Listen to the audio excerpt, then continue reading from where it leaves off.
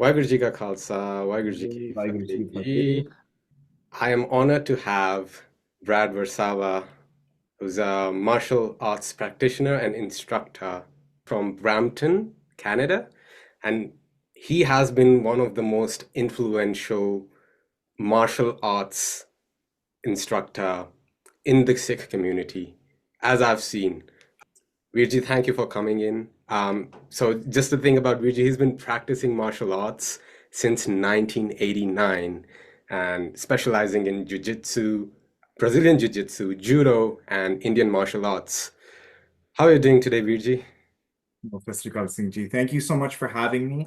I'm really honored and very thankful that you considered me to be a guest on this program. I'm really, really happy to be here. I'm having an amazing day so far, right? So happy New Year to you and yours, right? First and foremost, yeah, right. So yeah, I'm really thankful that you're honored. I'm honored to be on here with you, and I'm ready to discuss. Let's open it up. Chardikla, Virji, Chardikla. All right, let's get right into it. Can you Yeah. tell us your background and how you first got into martial arts and Sikh martial arts in general? Yeah. So I am of the ethnic group called Slav, as most Punjabis are Desi, and Desi can mean that you're from Pakistan, Punjab, Haryana, Gujarat, etc. I am Yeah. Slav. So my father is from Slovakia, and my mother is a type of ethnic Russian. Oh, wow. Are from the Slavic ethnic group, so that's where I am, right? I began practicing martial arts. I tell everyone 1989 because that's when I won my first medal. Mhm. It could have been a little bit earlier than that, though. My father started bringing me around the dojo. My father did judo and jiu-jitsu and karate growing up, and my grandfather was in military combatives in World War One. I really never knew my grandfather though, and my dad really took martial arts from like a Japanese perspective and practiced it for health and safety and self-defense, etc. in the 1960s.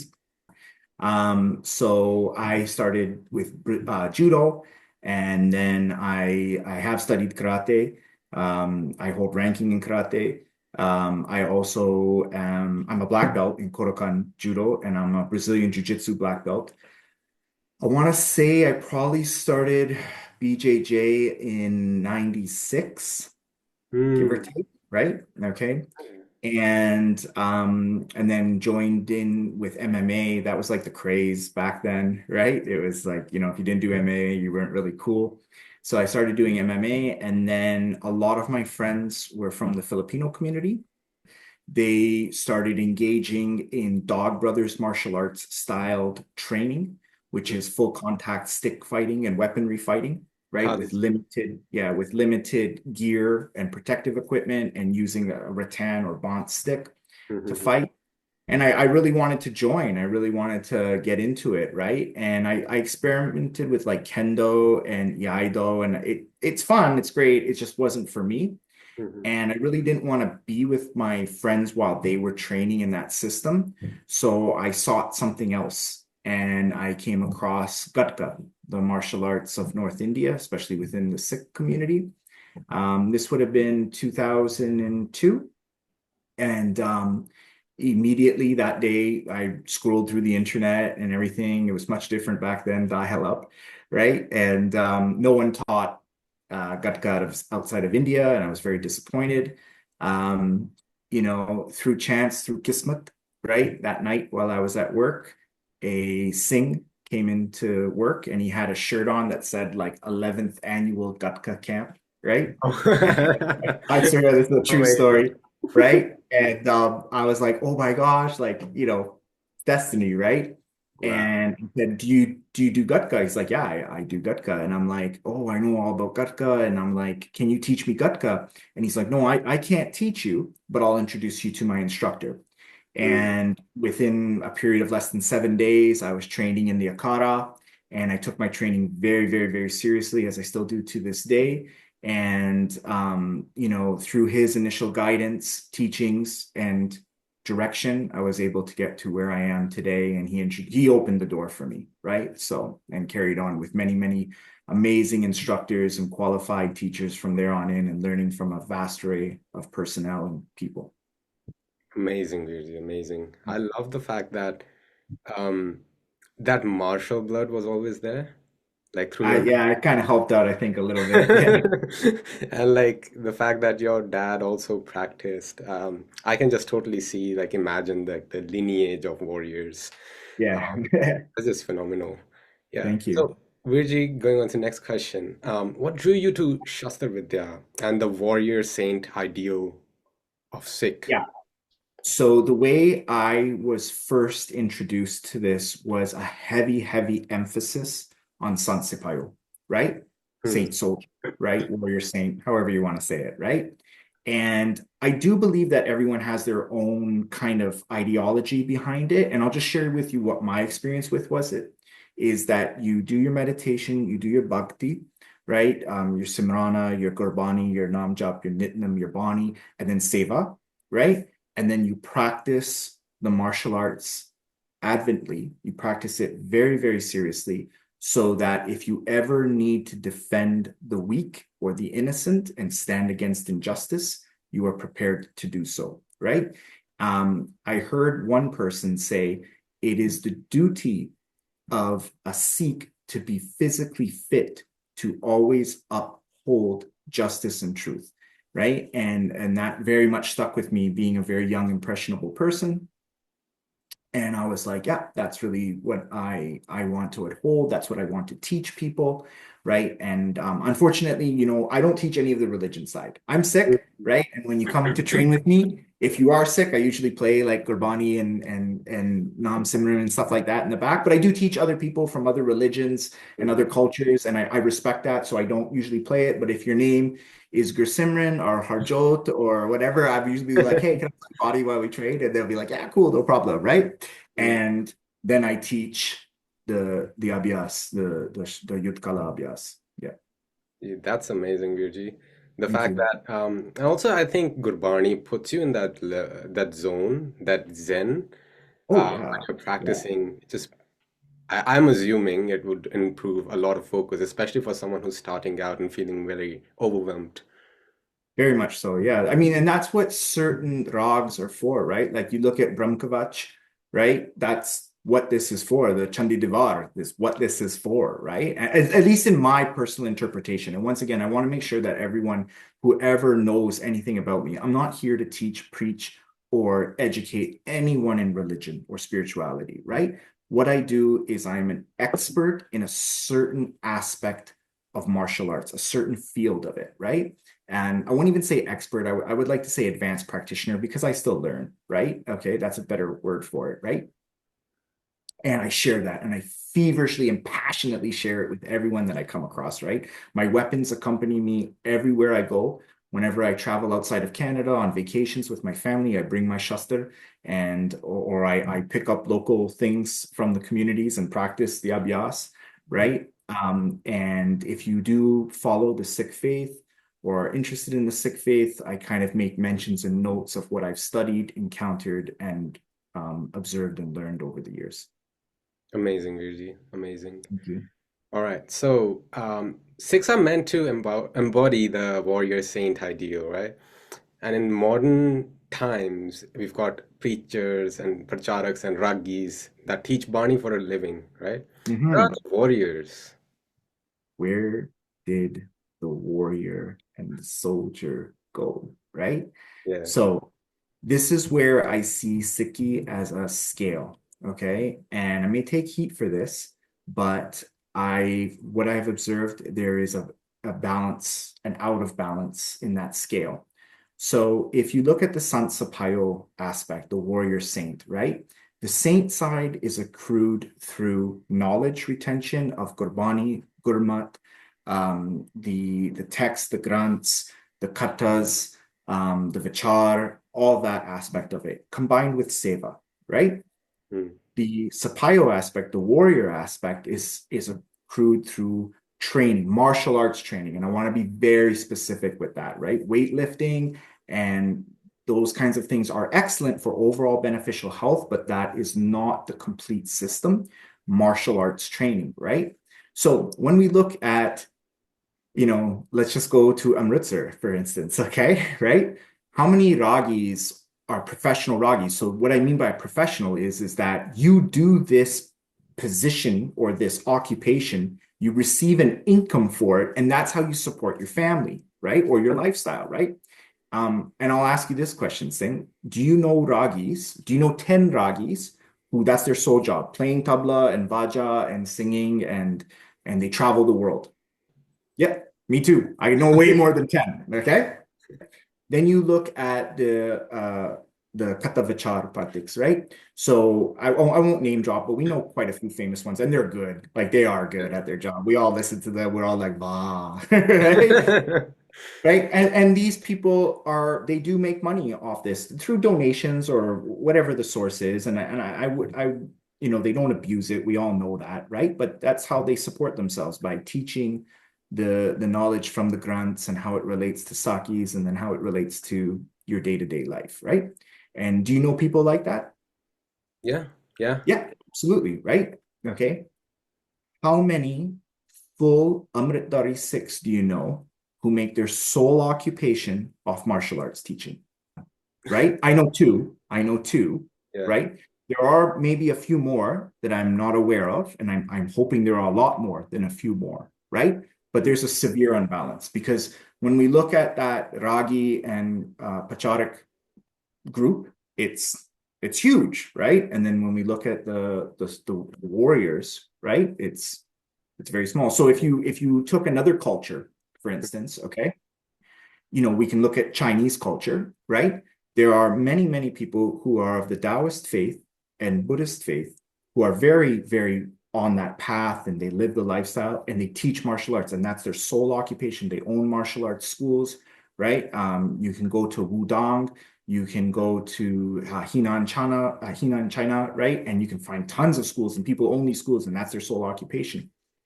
Where in Punjab can I go where it's an actual facility, like a business, right? And enter and pay a fee and learn martial arts full time, 6 days a week, 2 hours a day.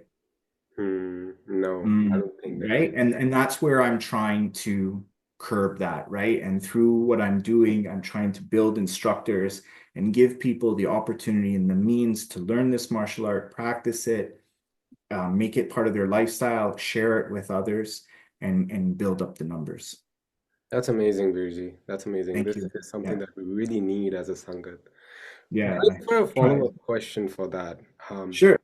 So you've mentioned that like obviously there's a decline of martial arts as a profession, right? But Yeah. why is that? Okay. So ultimately, I don't have a firm answer, right? I have speculation, hypothesis, and observation. You yourself have done a little bit of jujitsu, correct? Yeah, Yeah. Okay. basic training. Yeah, sure, sure. And you fought, correct? Like Yeah. not in a fist fight maybe, but you've sparred real hard with black belts, etc. Right? Um, I yeah, back in the days, yes. Sure, sure. You've experienced it. Yes. That's all I need you to know so we can draw this conclusion. Okay. What, in your personal opinion, is physically easier to do? Sit in the Gurdwara and listen to the Granthi narrate a passage from Guru Granth Sahib Ji or other, Dasam Granth or Sarb Granth, Sri Sarb Granth, and narrate that, reflect on it, learn it, absorb it, take it away, think about it, and apply it in your life, Mhm. or going ahead and fighting a Brazilian Jiu-Jitsu black belt and getting your face smashed in. I think obviously the latter would be very difficult and also more Right. overwhelming, especially like Absolutely. when it comes to Absolutely. training and being consistent. Like, as someone who's like probably doing Nityanem, right? They don't have to worry about getting their face smashed. But when you're training, probably I'm assuming maybe that might be the case, this level of overwhelmingness towards martial arts and Yes. seeing them as a potential of, getting hurt or maybe like ignorance is what I've noticed personally. Yeah. Go on. Sorry. Yeah, so that's what I would say. It's much better to sit at the Gurdwara It's and easier. It's just easier. It's easier. It's less stress. It's less pain. It's just overall easier, right? And that's what I can say I've observed, right? I can tell you that undertaking and learning Indian martial arts is extremely difficult because it is a rabbit hole that never ends, right? There is no black belt, right? So once a Yeah, lot of people who get black belts, they're like, okay, I can retire. I've accomplished my goal. I can take a back seat now, right? There is nothing like that in the Indian North Indian fighting systems, right? You're constantly learning, you're constantly improving, you're constantly sharpening your skills, and it is very difficult at times. amazing, Vijay. I just hope more people engage with martial arts and see that as a valuable thing, especially in our Panth, who is ordered by Guru Maharaj himself to be Tayar Bar Tayar. I'm gonna be very frank here with everyone that I meet about this. Mm, There is such an opportunity for individuals within the Khalsa Panth to learn, study, and acquire real martial arts skills indigenous to the religion and culture of Punjab and go out and teach that to other communities, right? yeah. I'll give you a perfect example, okay, of Taekwondo. Mm, Taekwondo only came about in the 1960s, okay? Completely Korean martial art, okay? mm, If you look at internationally now, okay, because it's huge, it's one of the most practiced Olympic sports and martial sport sciences out there. If you wow. look at 100 credible, certified, and very verifiable Taekwondo instructors, very internationally, Mm, living abroad outside of Hangul, outside of Korea. A very small percentage of them are Korean. The rest are from their native area, cultures, international, right? wow. So it's in all the Koreans did was they're like, we don't keep it closed. We don't keep it sheltered, right? We're going to open it up to the world. We don't put any dogma behind it. We have etiquette, and we're firm on that etiquette, and we unified it and codified it, right? Mm, And that's it, right? And I encourage people within the pond, like there is such a high demand for credible instructors from who are of the Sikh faith to become certified and verified, right? Okay, so that means that you actually have credential and you can do it. Okay, yeah. right? And then teach that to the international communities, right? It's huge, right? Like if you go into New Mexico, right, which is a state within the southwestern United States of America, there's a city Mm, called Espanola, and it is a hub for international Sikhs. That means there are Punjabis there and Indians, but a majority of them are from different walks of life. Like myself, I'm not Indian, I'm not Punjabi, but I'm Sikh, right?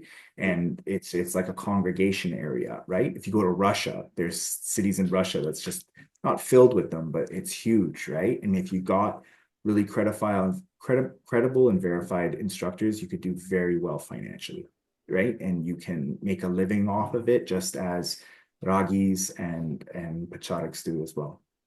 yeah. I just want to add to that. I feel like if you're sharing this vidya of martial arts, you're also respecting the tradition of your Of forefathers. course. Yeah, I 100% support and agree you, right? And I'm happy that you're on board with that, because if you don't practice it, you don't share it, it's gonna die out, Yeah. or it's going to become something that it's not, right? And I'm sure we'll talk about that in a bigger way. Right? Yeah. Absolutely, Virji. All right, so Bruce Lee emphasized adapting martial arts for practical modern use, right? Yeah. And how do you view his philosophy of absorb what is useful, what is useless in relation to Shastar Vidya's or martial arts Right. evolution? So I'll answer it from my personal point of view and then from the public point of view. Okay. So my personal point of view is that I teach modern Indian martial arts, right? So Shastra Vidya being incorporated into that, right? Mm, However, ancient Shastra Vidya, there are very little needs for it. So ancient Shastra Vidya would have incorporated chariots, right? As Arjuna and Krishna rode in the Mahabharata, right? yeah. Um, Tir Kaman, right? okay, Yeah. which is a favorite weapon of Daspi Pachaji, right? Horse riding, and learning how to live with a horse, care for the horse, and how to understand its behaviors to get your objective into it, to get done whatever you need to do. I never, ever in Brampton will ever have to worry about a chariot, like ever. I'm never going to have to worry about a chariot. Okay. Living in Brampton, I will never have to worry about a horse, okay, attacking me or anything like that. So I will have to worry about weapons and Mm, hand-to-hand fighting, and that's in grappling, right? And that's what I teach, right? So that's my personal point of view. There are other schools and other teachers who are very, very adamant about keeping the old ways, right? Um, and that's their cup of tea. And if you're going to learn from them, respect that, right? And if you're going to be around that, do so, right? It doesn't fit my lifestyle and what I teach and what I know to be true, right? I don't need to believe in certain things that I know don't exist, mm. right? And certain words, certain terms, certain weapons I don't need to abide by because I'm not going to encounter that at all, right? Yeah, Um, right? So yeah. definitely, Virji, definitely. It's good to see you have like a more modernized where you're not really disrespecting the tradition, but you're also adapting with the times. And that is something that is much more valuable, I feel like, in today's context. I'm really happy that you said that because I do get quite a bit that I am disrespecting and etc. And you're gonna have your personal opinion, right? I bow down to Sri Guru Granth Sahib Ji just like you should, right? Mm, So I'm not trying to disrespect anything, right? What I will call out, right, is nonsense, right? And impracticality, right? I will call that out. I will also call out any type of cult mentality. So mm, if I even come across any type of, I like to call it Baba worshipping, mm. right? No, right? Not in martial arts, right? Like because cults exist in other martial arts, right? They Absolutely. definitely do, right? And I won't abide by that. I won't stand by that. That's just a personal ethos. If you want to do it, go ahead. Cool. Go ahead, right? But no, in what I teach, like a lot of people call me Ustad. Don't call me Ustad. Don't call me Sensei. Don't call me Professor. My name is Brad, right? Okay. I also like being called Bushi, right? Right? It's Yeah. my hand, right? But I'm just Brad, man. I'm just your coach, Brad, right? I'm not here to instruct you on how to use your Simrana to do Namjap, right? I'm here to teach you how to punch, kick, Mhm. walk properly, strangle, throw, and use a weapon. That's Yeah. amazing, really. I like the fact that you've made martial arts so approachable, especially for the community, where Yeah. people can be like, even someone who's like overwhelmed can hear something like the brojo and be like, okay, that's cool. Let me try that. Yeah. It's a place that I created through chance, right? And that I wanted to share with people, right? And I try to share it with as many people as I can. And it's not just a physical place, right? It's an idea, right? Of yeah, no problem. You like it, come in, we're gonna have fun, we're gonna roll hard, you're gonna train hard, you're really gonna see violence is, right? In a controlled environment. And you're also going to see like, holy cow, this stuff that he's teaching really works, right? Yeah. So it's a model, right? It's an ethos that I try to promote. Amazing, Virji, amazing. So, Virji, how do you maintain the warrior mindset while adhering to Sikh principles of peace and justice? Yeah. So that you have to have a switch, right? You have to have a switch. And um you have to be able to draw lines, Mm, right? So sometimes I'm really hard on the guys in the brojo, like really hard, okay? Like verbally abusive and physically abusive at times. But then when I can see that you truly don't get it, that you are struggling, right? Then it switches to mm, supportive, kind, caring, loving, gentle teacher, right? Where, you have to come in, right? And it's a switch, right? So, the way that I fight and train children is one way, right? The way I train the general public is a certain way. And then when I find and encounter young men, right, who are virile and capable and strong, it's certainly a different way, right? And that is my interpretation of it, of how to employ the Sikh principles of love, peace, kindness, seva, right? And humility, right? And then that biras and josh that is embodied within the surma, right? And how that comes out. Absolutely, Virji. Absolutely. So a follow-up question from there. How do you see Sikh martial arts, and I say Sikh martial arts, as a blend of art, spirituality, and actual combat? Oh, so I'm so happy with this question. This is such a good question. It's all about how you want to take it, right? Okay. So let's just be very clear here, right? We have martial arts Mm, and fighting science. Okay. They're two very different things that at times kind of overlap, but they have similarities and traits that are shared in both spectrums, but they're two very different things. So here's the difference, and this is where it is. Art is art. mm, Art is an expression of belief, mm, opinion, and no one can ever tell you that your art is wrong, mm, right? Because you can see, and I'll just use some examples, the Mona Lisa, right? People go crazy, oh, this is the greatest painting ever created, right? mm. And I'm like, okay, okay, like it's good. I don't think it's the greatest thing. And then some people will see like a white canvas with a red dot, and it Mm, sells for like $5 million, and they're like, "Oh, it's the greatest thing that ever," right? yeah.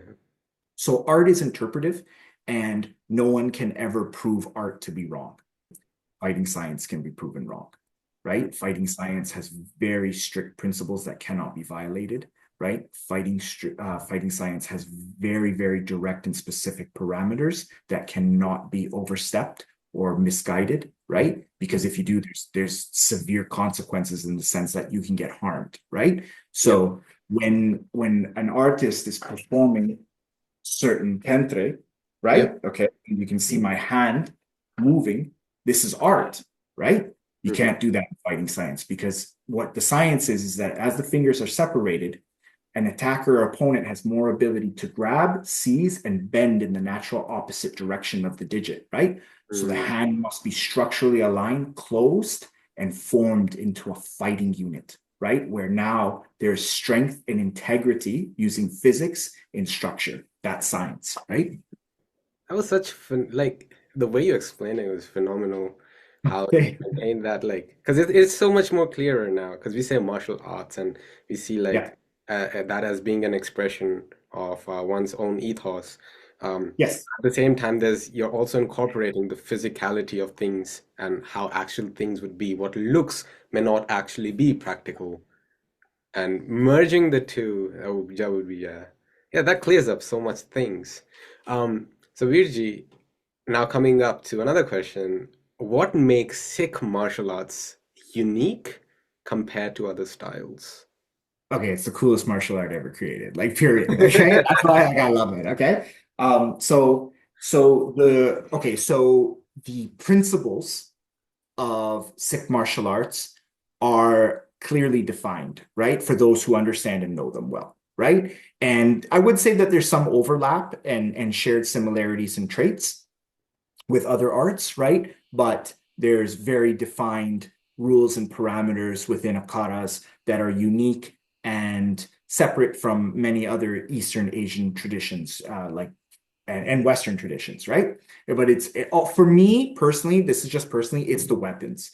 It's the Hmm. unique shapes of the weapons that you don't find right outside of India, the Indian subcontinent. And you got to remember that the Indian subcontinent or the country of India just came about what in the 40s or something like that, right? But like ancient Hindustan, right, which incorporated several different now modern countries, Yeah, right, was a huge place, right, and yeah. had many many different tribes and weapons, etc. Right, so Yeah, that's the coolest thing is the weapons, right? Because everyone wants a samurai sword, right? Oh yeah. Okay. Yeah. Yeah, right. Everyone wants a samurai sword. Everyone wants a claymore or a Zweihander, right? Okay.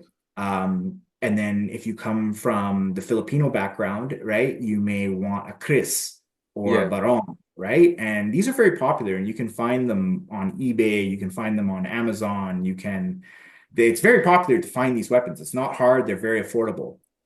Show Mhm. me anyone selling real Sorohi at a right, yeah, and that's in my opinion, right? Sorohi is the second highest sword in the Indian subcontinent, right? And it is most widely found, right? So it really kind of is number one, right? But in my opinion, it's very highly held, right? Sorohi, right? So yeah, that's main thing why Indian Sikh martial arts are the coolest thing out there. You say Sarohi being the highest, yet it is also one of the most mislabeled sword as well. Yeah, that's misinformation. That's people who don't know, right? People who have very little understanding of what real combat is, what real Sarohi is. I've done a video before on what makes Sarohi Sarohi, right? So Yeah. this is personal, okay? So this isn't like I can't prove this, okay? So number one Indian sword, Chandrahas, right? It was Mm. the weapon of divine Maharaj Ravan, right? That was a gift from Lord Shiv to Ravan, right? So that's number one. Okay. Okay. Real Chandrahasas are super hard to find, very expensive, just super, super rare. Okay. Sarohi is number two, right? So Sarohi, a true Sarohi, right, made in Sarohi prior to the 20th century, right? India is just it's a superbly made, fine crafted weapon, right? That holds great revere in Kshatriya communities, right? So Yeah. that's in a nutshell, yeah. Amazing, Virji, amazing. I just love the fact that you're so passionate when you mention Shastras. It's just Oh like yeah, I just love the expressions and the way you speak when it comes yeah. to that. All right. So can you share some historic significance and artistic significance of weapons like the kirpan, the chakkar, and the talwar in Shastar Vidya? Yeah, for sure. Okay. So let me start off by saying that coming as an outsider, okay, into the community and into the culture has been challenging. Mm, So truly understanding what the word Kurban means, mm. right, and how it's labeled is very big, right? Because, yeah, right. So, by the Taxol standards, this is a Kurban. It is a single full tang piece of steel with Mhm. one single edge that is recurved or slightly curved, right? So this could be a kirpan. Then you have like 10-foot city sahibs that are called kirpans, right? Then you have the famous Taksali Bichwa, Yeah. right? Right? Yeah, the Ratual pinned kirpan that is a kirpan. Then you have these little tiny things that people put on necklaces, these little things, right? Little pieces of metal that are kind of look like a coupon, I guess, and that's your coupon, right? So I won't give my personal opinion on it, right? But what I will now speak to is talwar and Mm, chakra, right? Okay, so very, very, very powerful weapons in Shastar Vidya, mhm. from both a historical perspective and from a like physical perspective, the damage that they can inflict, right? And uniquely identifiable. So you don't find that outside of India, right? Yeah. At all. Yeah. Right? Yeah, yeah. The chakra is completely unique, Mhm. right? It's not found anywhere else. It is the divine weapon of Lord Vishnu that has traveled back until the beginning of the Vedas, etc. Right? The talvar, my research indicates different things, Mm, right? But let's just go 12th century. Okay, right? Yeah, 12th century, the curved sword mhm. appears, okay, in India, right? The typical mutta, the hilt that we now know as to be the kapana mutta, right? Mhm. It's still muddled, and I'm still trying to identify centuries. It's old. It's 500 years old, right? Like, so it's old. Okay, yeah, it predates the gun, possibly, right? So, and fearsome fighting weapons, integral portions of Shastra Vidya. I would say. that learning the talvar, the use of the curved sword, right, in Shastar Vidya would be a mainstay staple, right? This is all personal now, right? And then the chakra, right, is kind of like a complementary weapon, right? I don't really have to worry about chakras flying at me, like I really don't, right? Mhm. But long machete-like weapons, including swords, are still used in violent crime attacks and assaults, Mhm. and you need to know how to deal with that, right? And there's a section of Shastra Vidya called Bandish, right? I'm sorry, Bino, and Bino is one of the most dangerous forms of Abhyas, where your attacker has a weapon and you have no weapon, and you now need to navigate that situation, right? Yeah, That sounds intense. That sounds it's intense. very intense. I've got a chucker on me as well. Oh, Um, awesome. And you yeah. have a real one. That is a very real one. Yeah. Right. I've got So multiple chuckers. that's awesome. Yeah. And I'm very happy that you are wearing a yud or a jung chakar, right? Yeah. The Dumala chakar, which is kind of formed like our kares, right? It Yeah. has raised ridges and whatnot. I can't find historical evidence of that, right? Yeah. Yeah, I think that's a modern day thing that came about. That's my personal opinion. If anyone can find one in Hazur Sab that is kept by Dasfi Pacha, Mhm. right? Bring it up. Let's discuss it, right? And but what you're wearing is a very fearsome fighting weapon. Shardigla Virdi, Yeah, Shardigla. Coming back to next question. sure. Um, what's the difference between authentic Shastar Vidya and performance-oriented Bazigiri? Yeah, for sure. Okay. How do you know if what you are doing and engaging in is fighting science, Shastra Vidya, or Bajigiri? We won't name any arts that come up as Bajigiri, okay? Mhm. Very simple. When it is happening before you, Bajigiri makes you go, oh, wow. Okay. Shastra Vidya makes you go, huh? How? So, Bajigiri martial arts are designed to entertain and perform and draw attention and gather a crowd and um, provide like factor, right? That, if we take some type of round steel ball and light it on fire and spin it around our heads, right? And then spin ourselves in a circular fashion and clear an area, everyone's going to be like, oh, wow, right? And Mhm. then if I just come up to you and just go like this, or if I have kukri and I just make it appear in your face, you're gonna be like, right? That's Yeah. Shastra Vidya. Right? Yeah. How to get past, that's the science, right? How do I get past my opponent's defensive range mechanisms, being optics, distance, range, etc., right? And get in and get the job done with my weapon. Yeah, yeah. A follow-up Yeah. question from that, Yeah. because you've been known for debunking a lot of like the Yeah. actual Yeah. mechanics. Yeah. What have you found is like some of the most common misconceptions today that is happening that people are actually really passionate about? Can you give us some examples? Yeah, for sure. As it relates to Shastra Vidya and like Yeah. Indian martial arts. Okay. Yeah. So the biggest one, the number one Mm, is people do not challenge statements or actions, and mm, they take it as, I'm going to say, gospel truth. For 20 years, I believed that chucker and like was a real thing, right? It's not. It's not. It's not at all. It's not historically accurate, right? You mhm, can think about it. If this thing was used to defeat one of the greatest weapons of Sri Guru Gobind Singh Ji Maharaj, which was his treasured bow and arrow, right? Where is his personal chakra, right? That's a good question to ask, no? So, number one, when someone says something in martial arts, challenge it. Challenge it until it becomes true for you, okay? Until it is proven, right? Number two, people unfortunately have tied in a lot of religious dogma into the martial art that has no business being there, right? Many people who created Taekwondo right? And I'll always go back to Taekwondo because it's so popular. Everyone has heard of it. Not everyone, but many people. When do you ever hear Buddha used to kick like this? Right? None of that, right? Like there's none. Okay.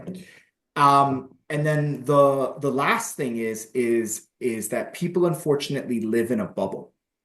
And that is where modern day Gatka has some major holes, opportunities, and areas of improvement, right? If you truly believe that I'm not going to grab you, right, punch you and kick you in a stick fight or a sword fight, you are sadly mistaken, right? Okay. And you can't do that in Gatka. Let's be honest, right? Okay.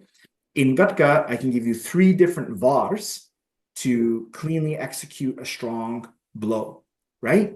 But I have yet to come forward with anyone that is teaching the complete system where if someone grabs you here, this is the pentra that you use. And this is how you break it down scientifically. It's kind of exactly what I do, right? Um, if someone grabs your daughter, if someone grabs your distar, this is the technique that you use, right? If you fall down on the ground, this is the pentra that you use to get up, right? And that is one of the biggest things that if people were to open up their mind to and remove themselves from a bubble, remove themselves from religious dogma and start challenging things, then you're going to see such a huge growth in the area of Sikh martial arts.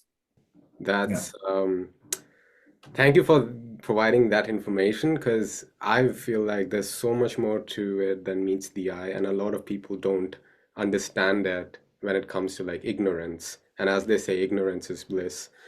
So I love seeing that video of you debunking it, even in slow motion. Here's the thing, right? 20 years, no one ever let me shoot. No one ever let me shoot.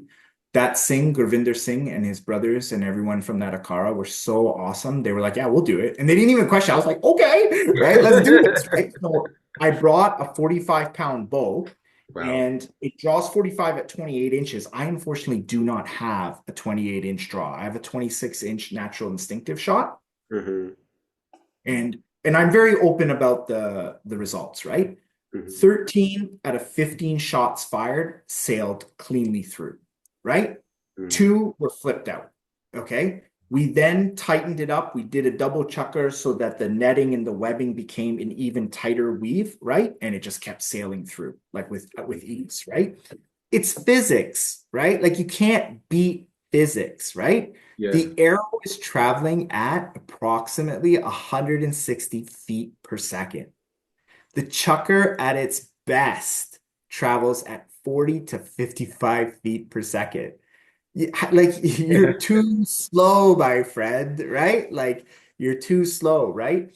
In addition to that, the theory is that, or the debunking to my debunk is that it used to be made out of metal, right? I'm like, great, so you're making it even heavier and slower to turn, right?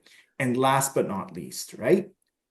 If I said curved swords are native to India for the last 500 years, Hmm. and someone said, no, they're not, prove it. I can prove it. I can just go into my basement right here, grab three different specimens, and show you these swords are from the 16th century. They Hmm. can then go to numerous museums around the world and show you swords from that time period. I can then take you to Hazur Sahib, okay, or Amritsar, right, or one of the Takhts, and show you many antique Patna Sahib, right, etc., and show you many antique examples. Show me one, just one example, Chakra, an antique example kept in the Takht, or any museum, okay? And you got to remember, if it was so awesome and it was so fearsome and it was so effective, they would have made thousands of them, like literally thousands of them, right? And people will then, I've said, oh, well, it was made from cloth and rope and wood and that stuff deteriorates. I'm like, yes, it does. But so are war clubs and so are gun stocks. And we have all of those things.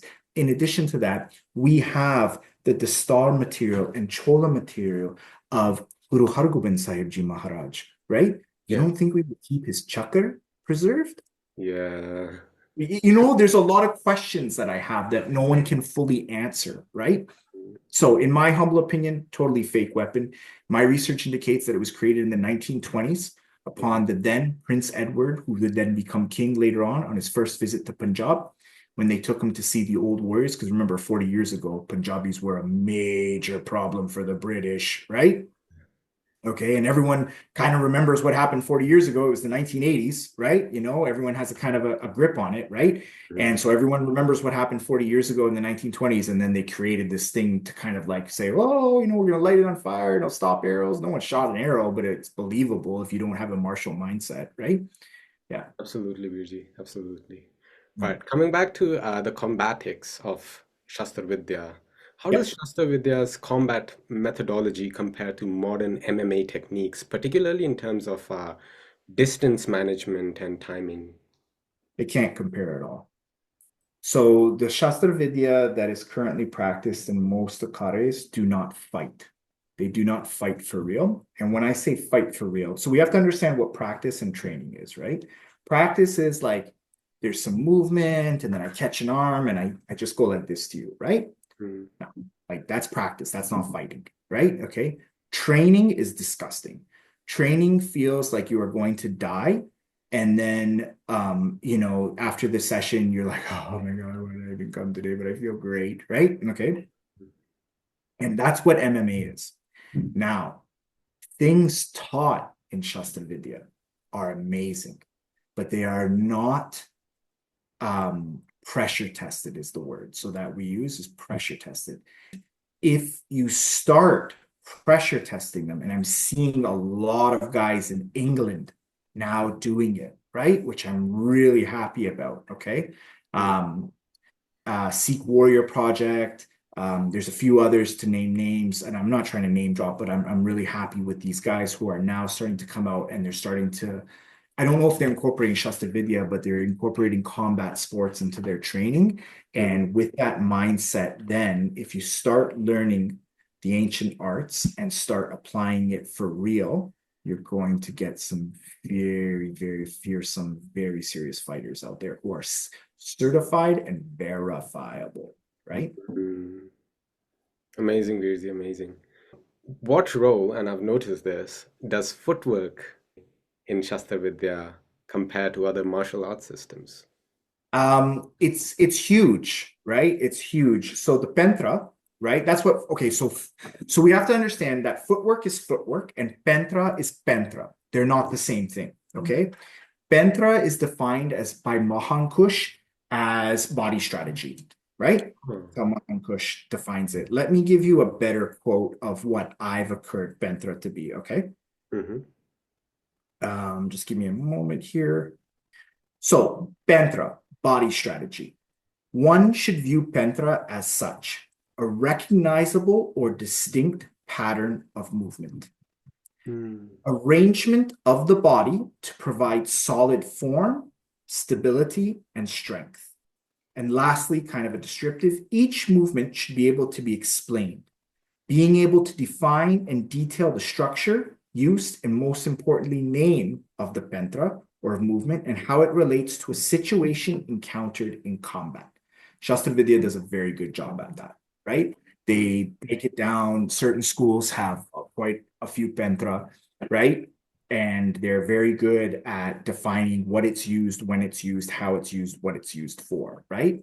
Currently, what I've done is I've taken 10 pentra, right? And I just keep it basic, right? It's there's more pentra. I'm not saying these 10 are the only pentra, right? I teach Mhm. 10 pentra and I use that kind of in line with Sikhi because of the 10 gurus, right? And I'm very open about that. Yeah, I honor them that way, right? And I teach these 10 pantras.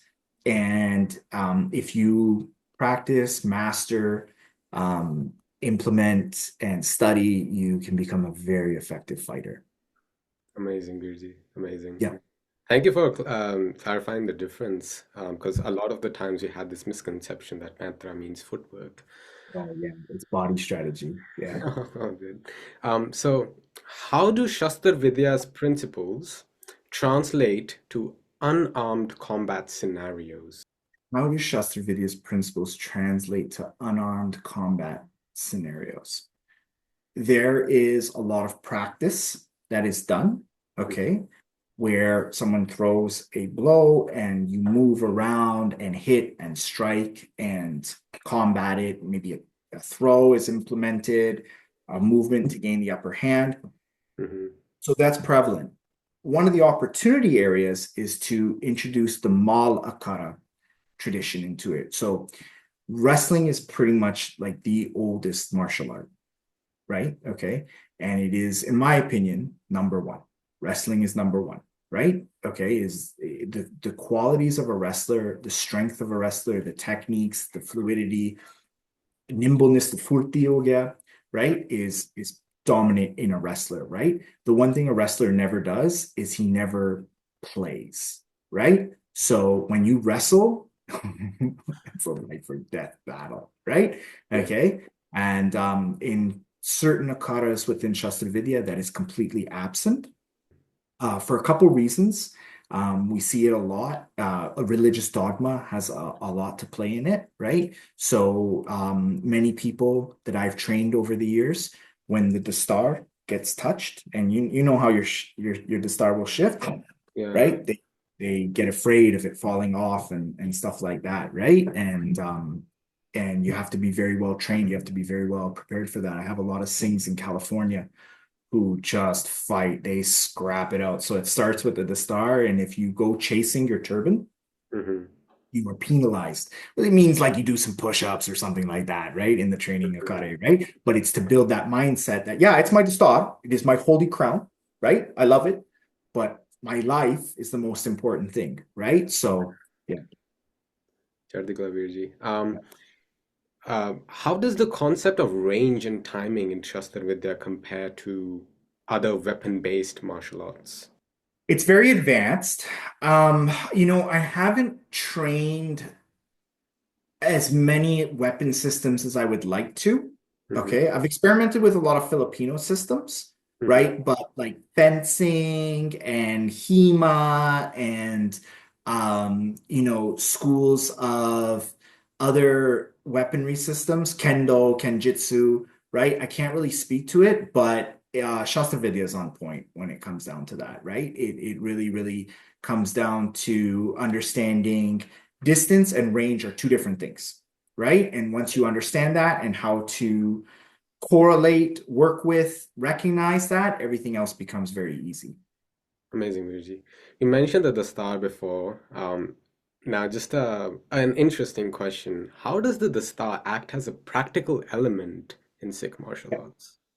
for sure. So, I don't wear a turban, Mhm. right? But I've been very blessed to be around my training partners, teachers, and peers and colleagues who are very comfortable with taking their turbans off in front of me, right? In the right environment when we're training, etc., right? Um, so the turban is both defensive and offensive, right? Yeah. Let me further explain, right? So, um, so what happens is you have style, length of the cloth, so the actual length, right? And then material composition, right? And I'm not an expert in this, right?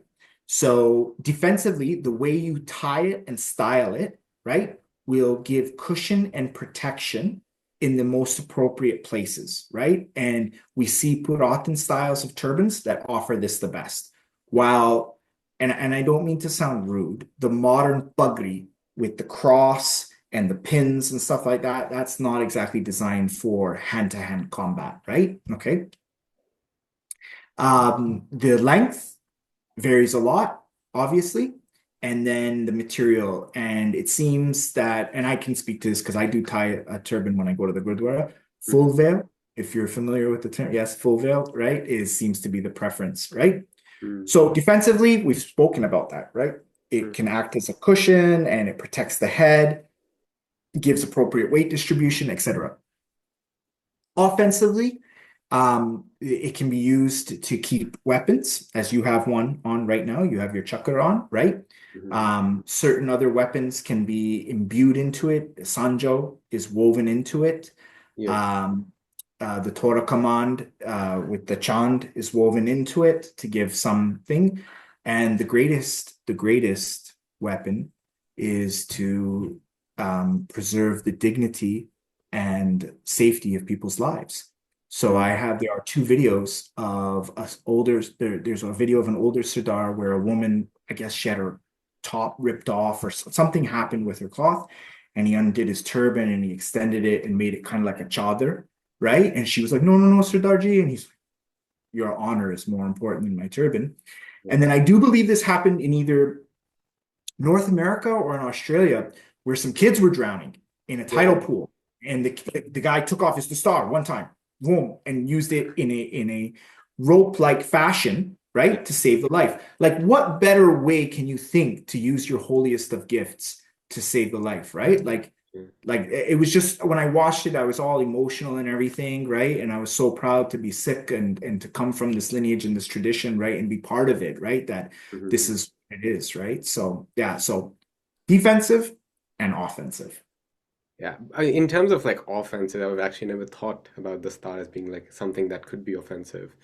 I guess like something that really comes to my mind would be probably like the star could be utilized to maybe like if someone is coming at you to help, like, and if it comes off, you can use it as like something to tie him up or as well, or like, You could, and I've never seen a video of it, so I don't know if it works, right? Like, you know what I mean? Yeah. But for me, prevent the world from looking at a woman exposed, Hmm. right, in a negative light. That Sardar had no problem taking off his turban to protect her. That was amazing. And to save the life and fight back, natural disaster. Offensively, the guy took off his turban, amazing. And then the bunga, Hmm. right? The bunga is serious, right? So we don't really see too many real bungas worn anymore, right? The Yeah, Akali yeah. bunga, right? With the conical flopping forward and stuff like that, right?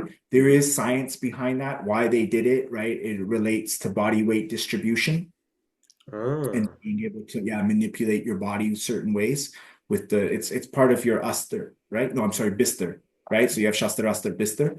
Bistar Mhm. is like worn weapons, right?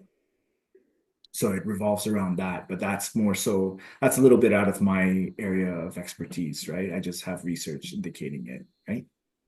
Chardikla, Virji, Chardikla. Now let's go to training and challenges. What role does meditation and Gurbani play in elevating your martial arts training personally? So I firmly, the way it was taught to me, I like it the best. And I've come across many different akaris that do it different ways, Hmm. right? Okay.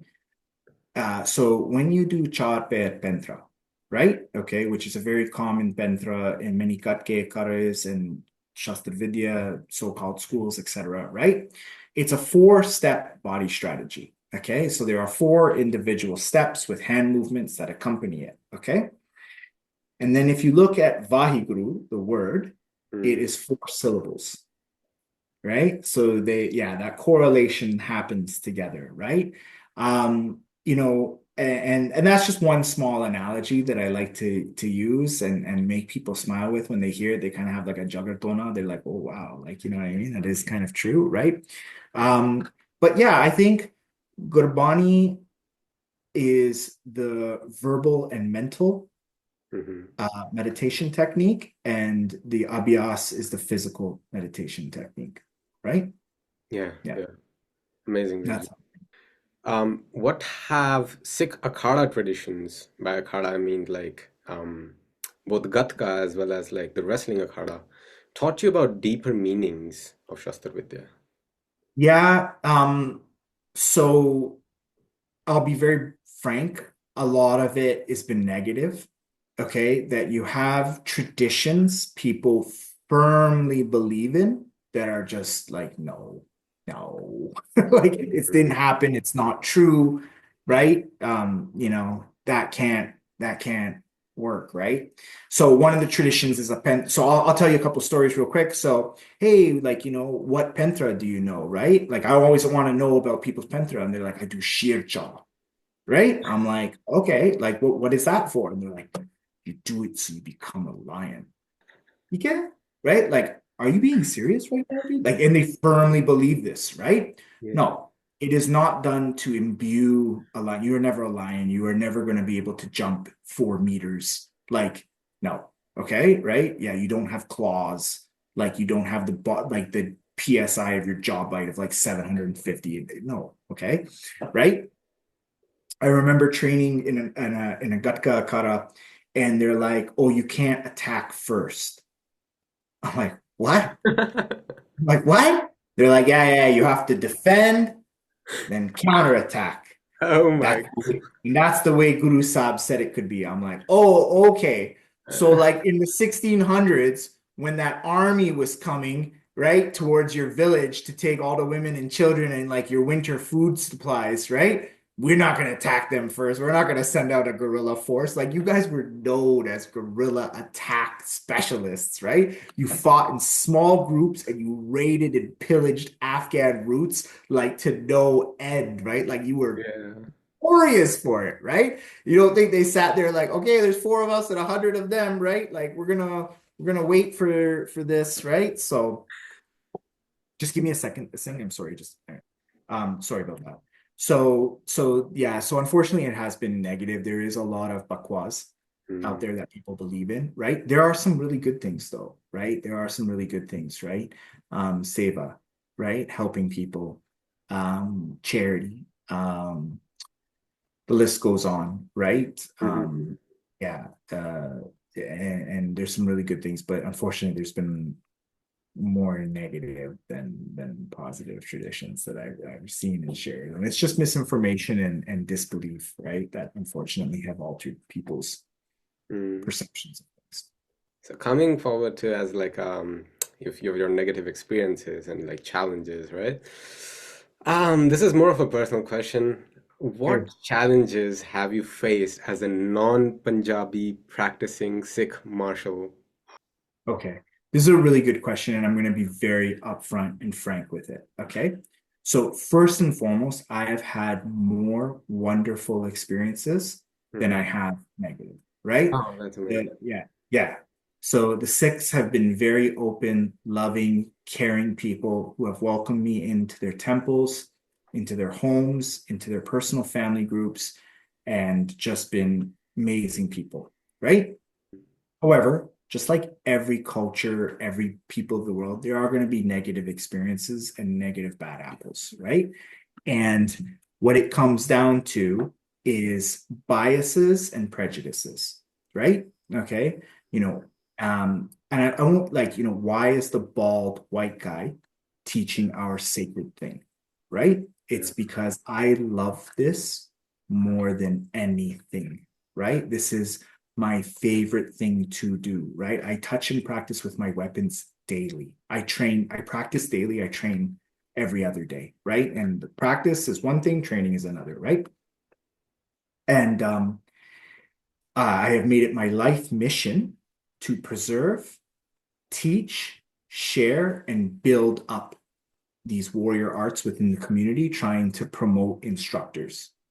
So yeah, there have been some negative experiences, right? But there's been a lot more positives than negatives, right? And challenges just come down to skin color, right? Like and you know what? We're gonna see it in the community in the ponds. Like, why do you tie your turban like that?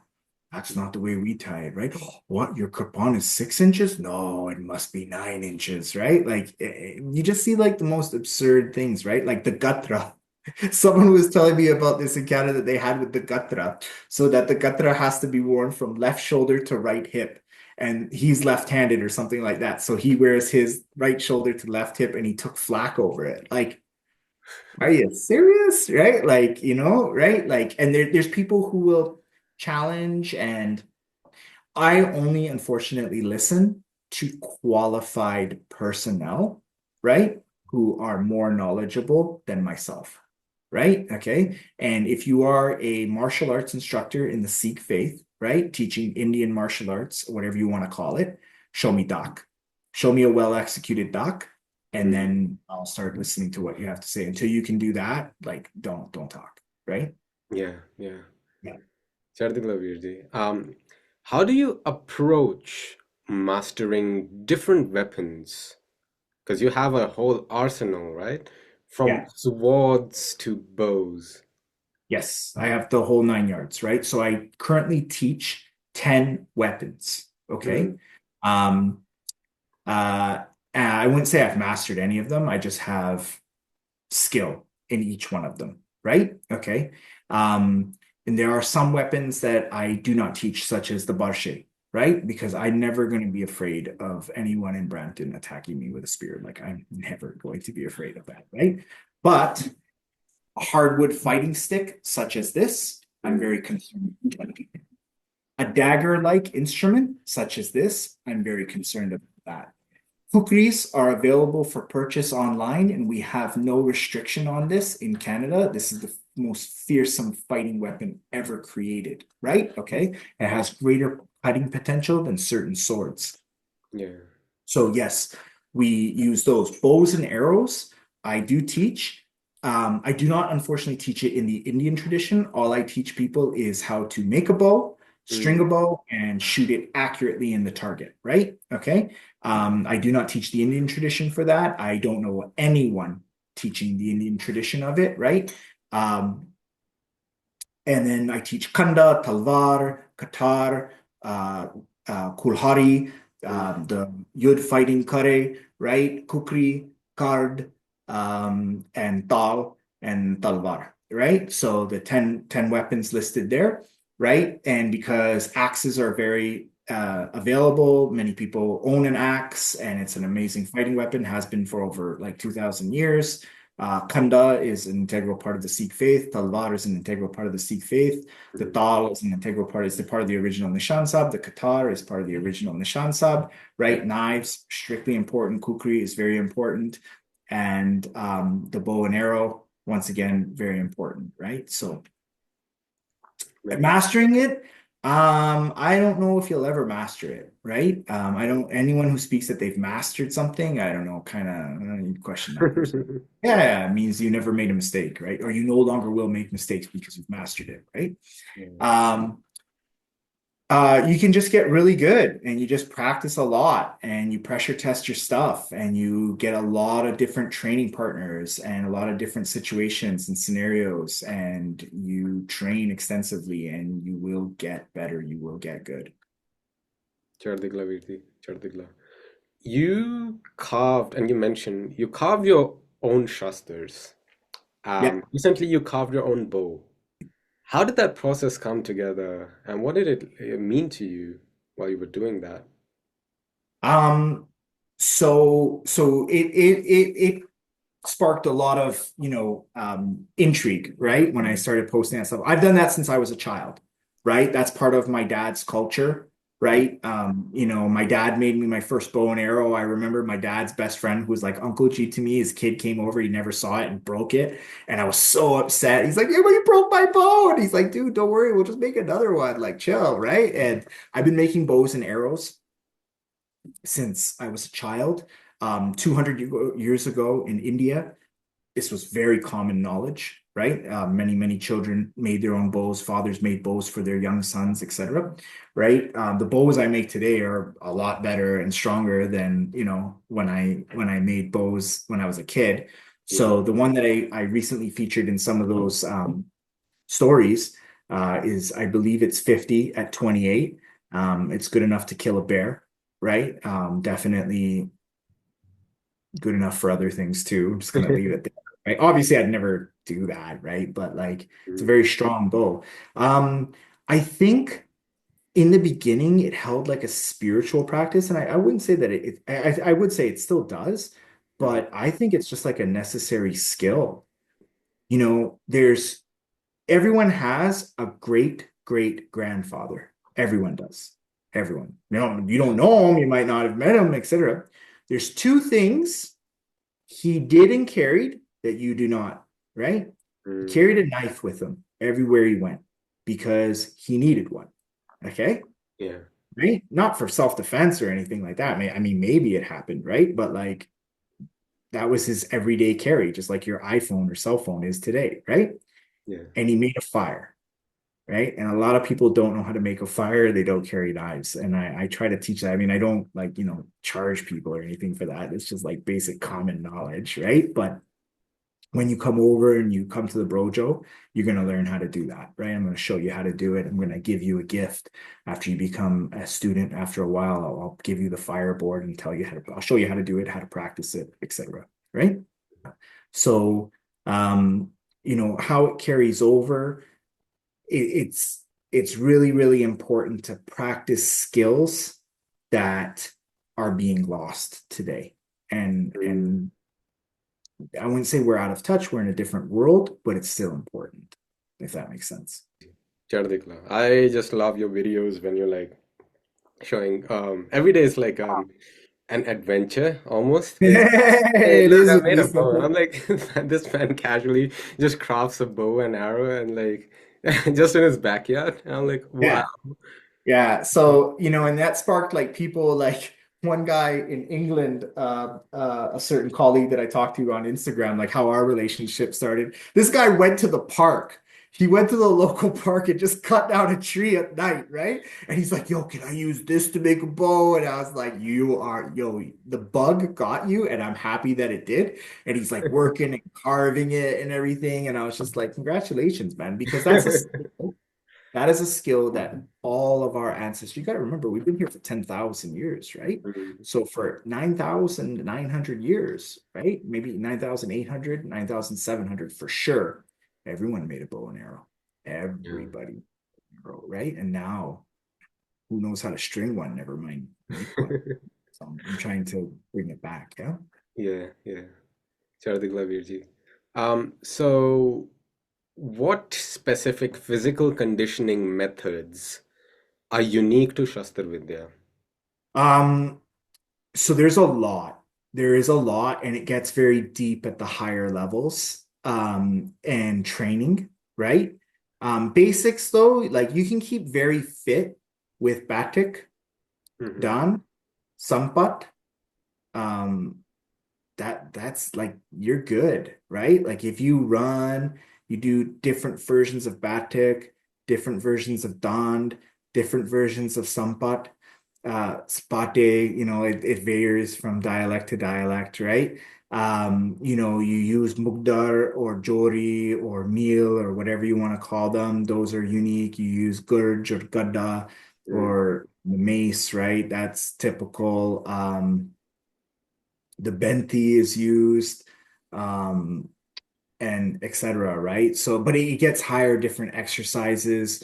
Obviously, the more you explore your body, you find out that there are more gaps, there's more holes to be trained, right? And that needs to be addressed, right? So, different exercises. But a big thing is just doing like basic diet control, body movements, running, push-ups, sit-ups, squats, just the basics. You just do that, you keep actively fit, you're good, right? You're better than like half the people out there these days. Ji Veer ji Char Dikla. Um, so in terms of like physical training, you've mentioned like the actual martial arts and also the science, right, that you merge. I'm just in curious in regards to the balance of traditional training that is obviously Shastar Vidya and mixing them with modern martial arts sciences, right? Physical sciences and combat sciences. How have you, in your own unique practice, incorporated them? So that's what I do. And there are some schools that are completely oblivious. They are oblivious to true ancient traditions Hmm. and modern sciences, and they're lost. They're just doing bajagiri. Okay. They're just making stuff up. Then there are some schools that are very much like myself, and we're seeing it very much across Europe and other countries, right? Where they're blending, training techniques, pad work, fighting scenarios, mats, sparring equipment, etc. Right? In Malaysia, we're seeing it as well, right? Into the thing. And then there are certain schools of thought that are very, very traditional and very much, do it my way. There's no deviation. You cannot deviate from this. If you are, you're kicked out of the Akara, etc. Like, yeah, right. So, I stay away from numbers 1 and 3. One is Bajigiri, number 3 is cultish. Hmm. right? And number two is, I remember we were stick fighting, right? And I Yeah. grabbed the guy's stick and he said, "You can't do that." And I hit him and I said, "I just did. What are you gonna do?" Yeah. Like, right? Yeah, right. So you're not fighting, you're playing a game, Mm. right? And in fighting, there's no rules. In games, there are strict like parameters and rules, right?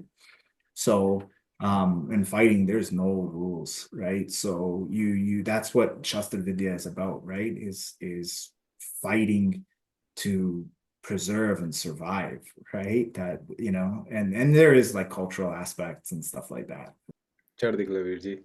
I love the story where he's like, "You can't do that. Watch me." Yeah, yeah, I just did. What are you gonna do? Like, Yeah, that's just I remember clashing in this guy Ropnad, and I did Tibi, which is a foot sweep, and I just kicked his legs out from under. He's like, "You can't do that." I'm like, "I just did. I just took you down." Like, I remember watching two Singhs get into it, and they started doing Gulna, right? And I was just standing there, just watching it, like loving it. And then everyone came, like, as soon as the stars started flying off and separating, I'm like, "You guys should not have done that," mm. right? Like the fight was still on. Like it's not over, right? Like they have to train like that. And what it is they're abiding by religious dogma that the stars come off, etc. It's not appropriate anymore. I'm like, it's fighting, man. Like, there's nothing really appropriate about fighting, right? Yeah. Chardhi Virji. So our next section, we're gonna go into your teaching methods and knowledge transmissions. Yeah. How do you adapt to traditional teaching methods for students from diverse martial arts backgrounds? So I teach everything in English. So Mm. I give you either Punjabi or Hindustani, right? Name for it. And then um I teach in English, right? So English is very descriptive, right? Okay. So we were having a conversation. What is the Punjabi word for parallel? Oh, yeah. Right? We would just say siddha. No, that means straight. That doesn't mean parallel, right? Okay. And then passe kind of came up, but that means this way, that way, right? And there's a word for it. Like there is a word for it. You guys invented the number zero, right? Okay. It's been lost, right? In translation. So first thing I teach in English. I teach, okay, guys, so here's the chart pentra. Hmm.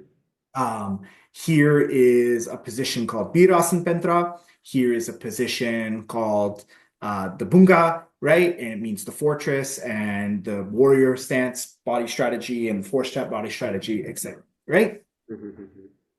And then I teach you VARs, right? So I teach 10 VARs, right? I used to teach more, and then it just got to be too complicated for people. So I make everything as simple as possible, as simple and basic as possible. And from there, I teach in English, right? So like you have Siddha down, right? Like Moda, or I would go like a Teddy, right? Okay, lateral, right? Yeah. Passe, right? Yeah, tir, upward diagonal, upper, up, right?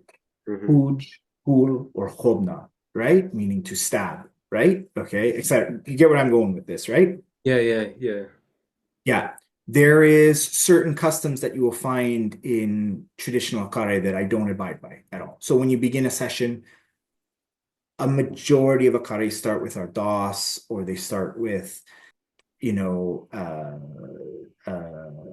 Ustad Namaskar, etc. No, like Hmm. none of that, right? And I'm not knocking it. Like I'm not knocking it at all. If your kara does that, like good. I understand why you do it, right? Like I would partake in it if I came to your kara. I don't do it, right? Hmm. Because I'm just Brad. I'm just Brad teaching martial arts, and there is a sense of respect. Like you're not going to disrespect me. I'm not going to disrespect you, right? You don't need to come down and touch my feet and do perehat, like, you know what I mean?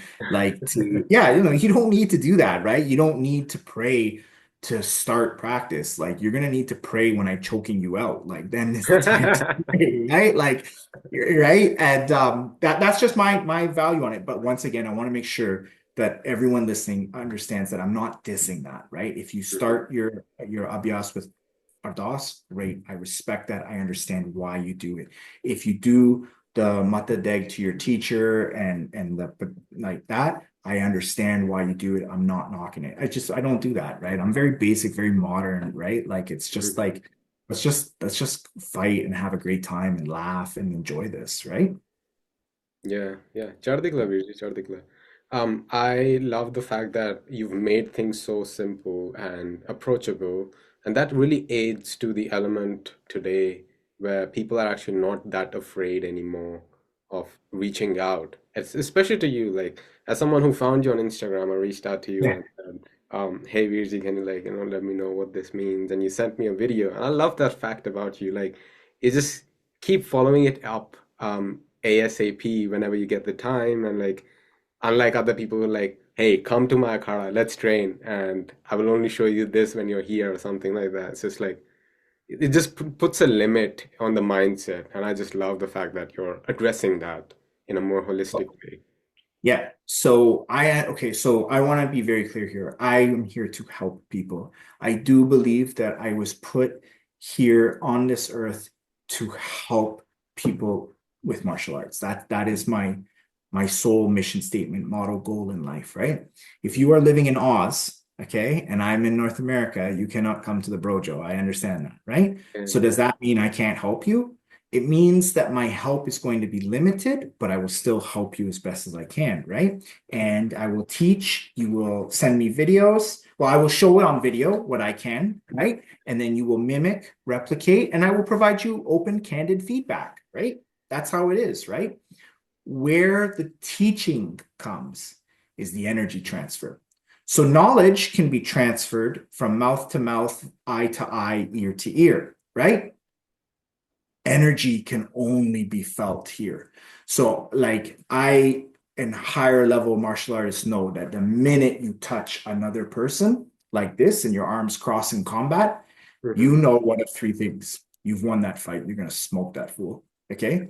Number two, you lost that fight and you better run, right? Or Mm. three, it's going to become a dog fight. That is a very capable, worthy of opponent, and you're in for the fight now, right? Okay. And that only comes through energy transfer. So that's where in person, that's why when I say, I'm offering these lessons, but people want to say, oh, I want to learn online. I'm like, it's not worth your time. Like, it's not worth anyone's time, right? I Mhm. teach fighting science, right? And an interpretation of energy is the science behind it, right? Absolutely, I absolutely. don't move differently.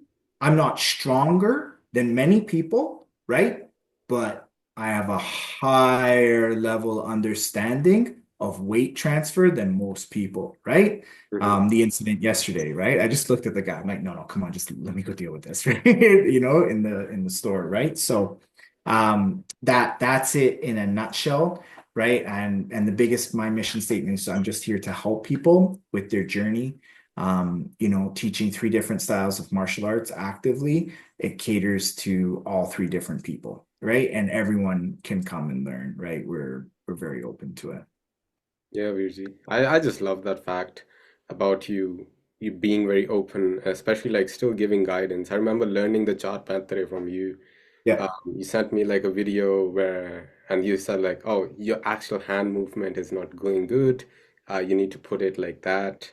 And I corrected that. I sent you another video, and that was just like amazing seeing how obviously this art is like tacit, right? It's something that cannot be taught directly as well, right? As compared to something like, just alphabets.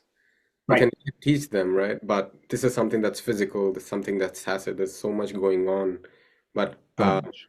maybe down the line, are you planning something that may facilitate, or if you have any ideas for that, for getting more accessibility from people? So I'm constantly, so my cameraman right now, my student, his name is Justin. He's a wonderful young man, very talented guy. He's just got a natural gift for camera work, right? And it just organically came out. I was like, yo, film, right? Now give him my camera, right?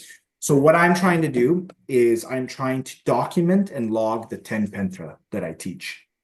I'm Amazing. trying to document and log the 10 vars that I teach, right?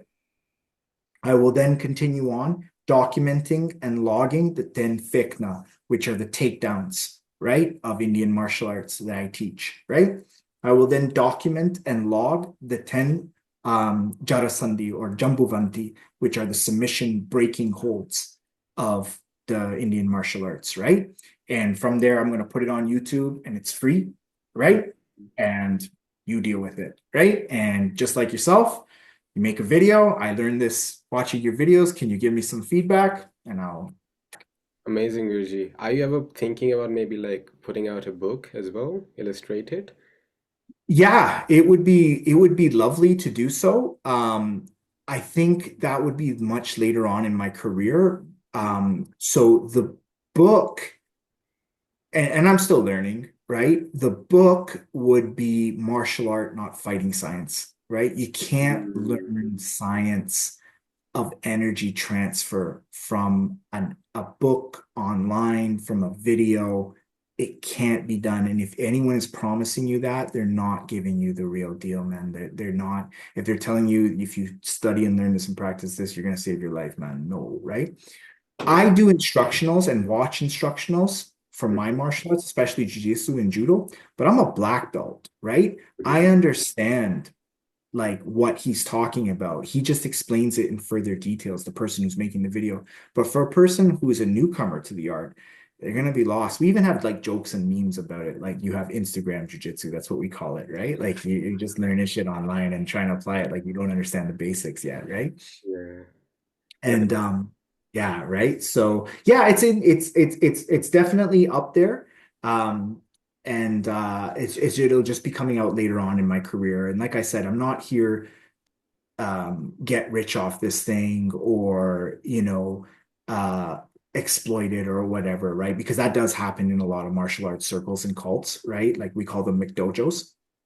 Right. All I'm trying to say is that I've been doing this for like over 2 decades, feverishly, with a great passion, right? And I've learned a lot, right? And a lot doesn't work and a lot's not true. But everything I'm telling you works and is very true, right? So like learn it, like save it, protect it, right? And the analogy that I always make about the preservation, I don't remember if this is like an upcoming question or not, right? Is the following, okay? If someone said to you, right? um, I'm Indian, right? Okay. You'd be like, oh, awesome. And I think everyone from India knows Mhm. what roti is. Like, I think, right? Okay. And I said, what's your favorite kind of roti? Because like there's so many varieties, right? And people were like, what's roti? You'd be like, what? Yeah. Where are you from? Like, how do you not know this? Right? Okay. And if someone told you that they were an Indian martial arts instructor, in particular, a Sikh martial arts instructor, right? Learning the lineage and fighting techniques of the gurus, Mhm. right? And you said, what's your favorite way to perform dak, right? Mhm. And they said, what dak matlab, dak ki hai, right? You like out of all the culinary cuisines of India, roti is the most basic, right? Yeah, Out yeah. of all the fighting techniques of the Sikh lineages, doc is the most basic, right? And that's why you need to ascertain and solidify real teachers who are verified. Yeah, Virji, absolutely. I remember going, and this is like totally unrelated to this context, but I remember documenting and like, going making videos. Back in the days, we had nothing like that. And the fact that we have YouTube today helping us, and we can utilize that as a tool to instruct people further. Back in the day, they had manuscripts. They had, I think the closest thing that I can find that I've recently read was the Book of Five Rings, which talked about dual fighting style, but even though it wasn't very explicit, it was more like instructional. And this is just like, I feel like today we have such a good variety of technology that we can use to put forward Sikh arts, but seems to be a hindrance, especially towards the mindset of the community. And my follow-up question would be, how can Sikh communities encourage more people to pursue teaching martial arts as a profession? That is a great question. And that is probably like the $1 million question here. I think there has to be an element of openness and candor and moving away from the strict, regimented roles that we find in the Kalsapanth, right? Okay. So, if you open this up in an invitational, friendly, very free environment, Hmm. people are going to flock to you, right? It Hmm. is when you start bringing in very strict regimented rules, dogma, Hmm. right? Okay.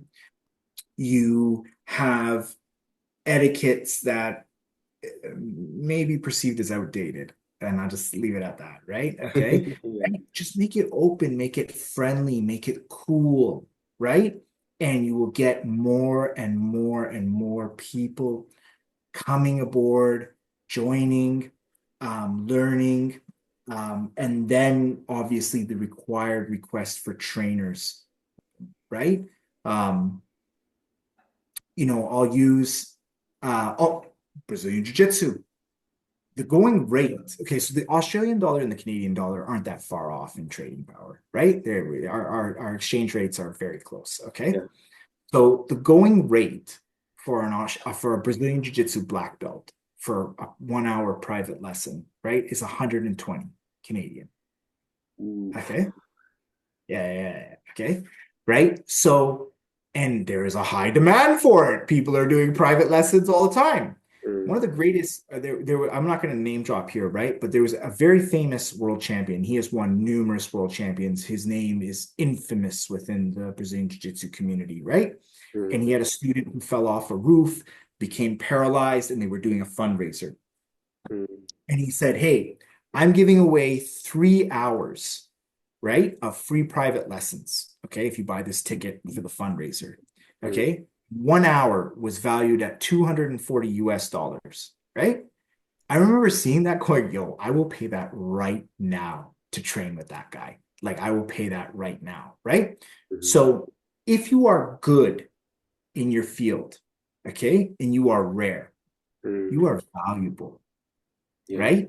So there is a very good lucrative opportunity for people to learn, study, become certified, become verified, right? Once you get verified, it's very easy to get certified, and then start teaching and making this a living, right? And Seva's great, right? But there's a reason you're doing it as Seva. Is because you don't got real knowledge. Like you haven't dedicated your life towards this, right? Like, yeah, like I do Seva too. Like, don't get me wrong. I teach at Gurdwaras and I give my time and I donate that stuff as well, right? But if Mm. you really want to get like down and dirty, like how to really pick people apart with your bare hands and with weapons, then yeah, like you need to help me out with that, right? And I need to help you out because I'm going to give you everything I've acquired over the last 35 years, right?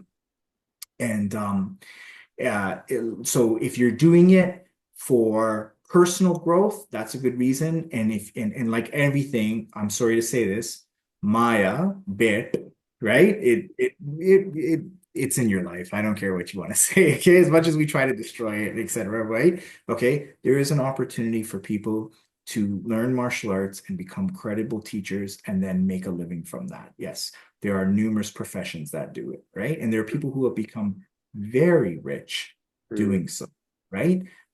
Maybe rich isn't the right word, but comfortable living like doing very, very well. And these are people who come from rags to riches stories, right? So they come from like the favelas of Brazil, right? Like that's like the slum, right? Okay. Yeah. Yeah. And now they're in America driving Porsches. And I feel like we do need that for the Panth as well, given how a lot of this, and you have like comments like this that is like, hey, this Vidya should be made for free. And I'm like, and this is for the arts as well.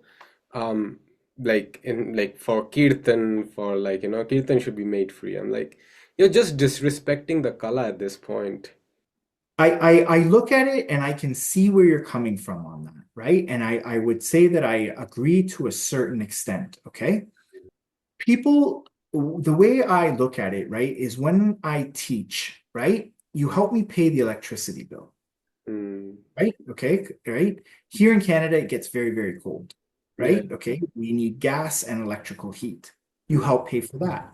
And then you donate for my time and my services, etc. So it's a multi-purpose kind of thing, right? mm, Okay. But yeah, I tell everybody like this, okay? If you are not willing to invest, you are not willing, okay? And mm, I've used this analogy because it's happened to me many times. If I put a banner at the Gurdwara, I give you 4 Saturdays, okay? mm. And every Saturday from 7 p.m. to 8 p.m., I'm going to teach martial arts.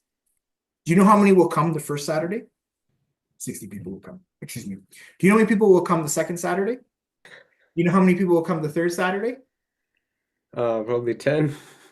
And by the fourth Saturday, you're going to be left with 5 or 6 people. And they're definitely not who you started with. They're brand new people, Yeah. right? So there's no discipline there, right? There's no investment, right? This stuff takes a long time to learn. You really got to put into it, right? I tell everybody, if I wasn't doing this, do you know what I would be? I would be a professional Vaja player, right? I love it. I love it. Do you know why I suck at it? Like I suck, right? I don't practice, right? Mm. Years and I'm still on sorry. Like, you know what I mean? Yeah. Right? If I gave it my all, like I gave martial arts, oh my God, you'd be coming to my concert buying a ticket, right? You know what I mean? Yeah, I'd be like, "Raat ke sapna dikhaya piya humko," right? And you'd be like, wow, this guy can jam, right? But Yeah. yeah, so I picked that. But yeah, you have to invest in it. And you have to make it worth your time. And by doing that, there's going to be a very nice reward at the end of the day, which is a skill that is life-saving and can be passed down and gives you confidence. Chardik Lavirji, that was just beautifully explained. I just love the way Mhm. you cleared it out as for myself as an artist, but also for everyone who's doing this art, not just Seva, but has dedicated their whole life to it. Yeah. Just amazing. I just want to ask you a follow-up question with this, and that's more in regards to the kala itself, right? Yeah, Sikh martial arts are one of the most unique martial arts out there. agreed. Yeah. However, the world literally does not know anything about it, Yes. unfortunately. What do you think we can do to do parchar of it? And by parchar, I mean like in mainstream media, where people are made aware of it. Maybe like organizing competitions, doing films that actually show Shastar Vidya, or maybe anything that maybe comes to your mind. Very sensitive, this question, right? So I think one of the challenges is it starts with the word Sikh. I will ask you, what is a Christian martial art? Hmm. What is a Jewish martial art? What is a Muslim martial art? Now, I can tell you if you're English martial arts, I can tell you German martial arts, I can tell you Swedish martial arts, which are Christian countries. I can tell you Egyptian martial arts. I can tell you of Kuwaiti martial arts, which are Islamic based countries, Hmm. right? I can tell you of Chinese martial arts, and Sure. I can tell you of Korean martial arts, and I can tell you of Japanese martial arts, which are Buddhist dominated countries, right? So and I'm being this very sensitive, and I'm not here to offend anyone, but this is the truth, is the challenge in recruiting and accepting students is that the word religion is put in front of your tradition, Hmm. science, and your art. So if I'm not part of that religion and I'm very comfortable as a Christian, or I'm a Jew, or I'm Muslim, or I'm Hindu, or I'm whatever it is, right? But Hmm. if I were to do Punjabi martial arts, or I'm not Punjabi, but I'm not Korean either, right? Hmm. Okay? Right? Secondly, just eliminate it altogether, okay? And just call it what it is, right? Yudh Kala. So Bharat Yudh Kala, Indian martial arts, call it Shastar Vidya, call it Punjabi, I don't know, Gatka, right? Gatka Dekel, Gatka Jung, whatever you want to call it, right? Okay. And that may attract people in recruiting. undertaking and learning, right? It will also open it up. And last but not least, it will um, kind of give a more openness. Mhm. So, Shaolin Kung Fu. You know how many people do Shaolin Kung Fu around the world? Lots, Mm.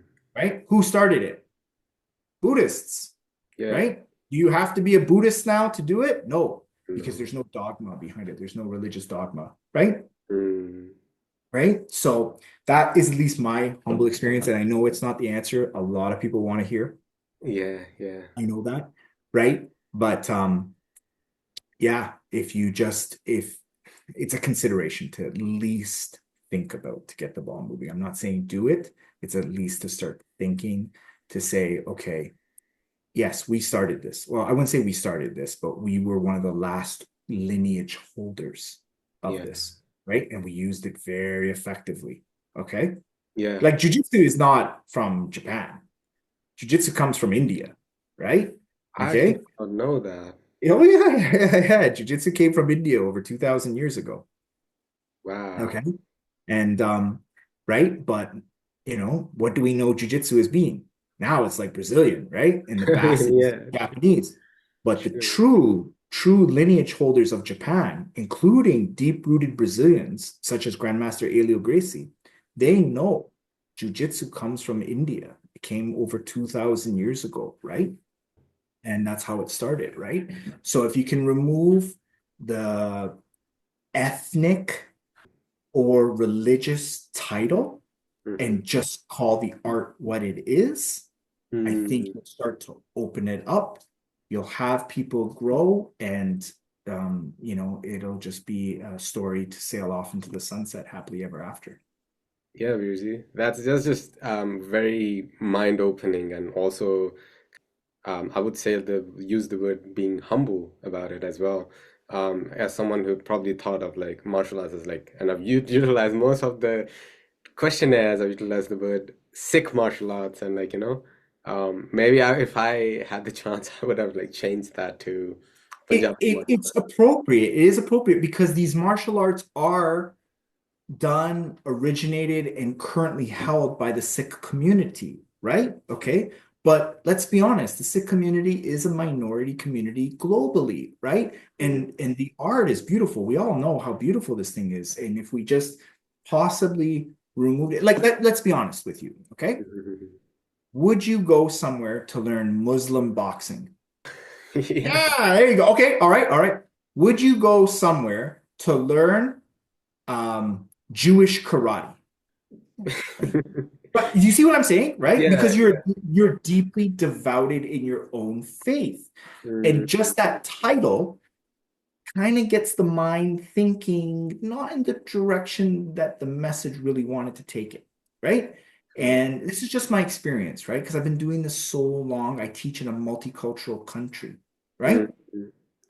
Charatikala, that was just beautifully explained. I, I actually am challenged in my own beliefs as well, so I thank you for that. Uh, all right, so just kind of like I'm just thinking probably, do you ever see Shastar Vidya competitions happening ever? Good. You should. You shouldn't see Shastar Vidya competitions. You should see Shastar Vidya gatherings. Yeah, gatherings. So competitions can be very beautiful and they can become very negative, right? They Mm, can drive really great results and then they can harbor and foster other things that are negative, right?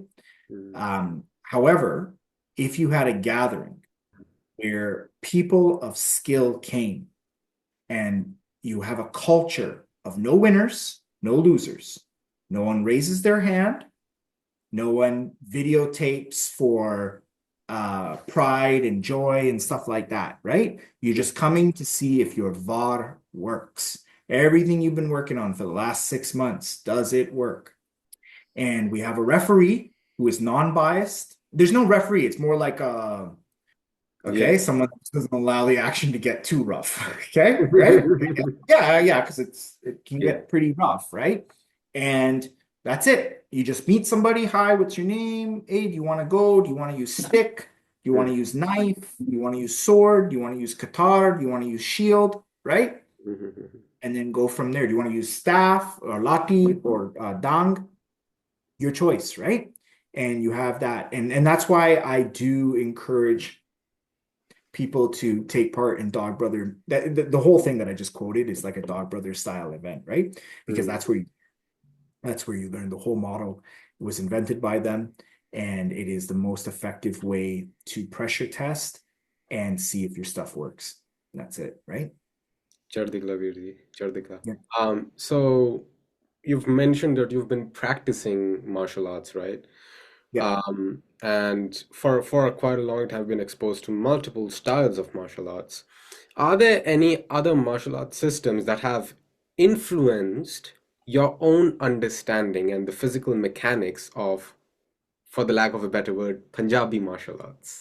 Yes, definitely, right? So, I would say that everything I have studied, or I have certified myself in is real, right? It's a fighting science. It's not a art, right?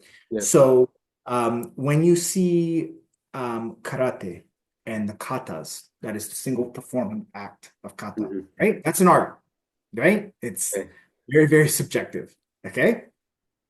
But when you have two guys who start on the line and Hajime is called and one dude just gets punched as hard as he can in the liver and drops, Mm. well, he lost, right? That's very objective. Yeah, yeah.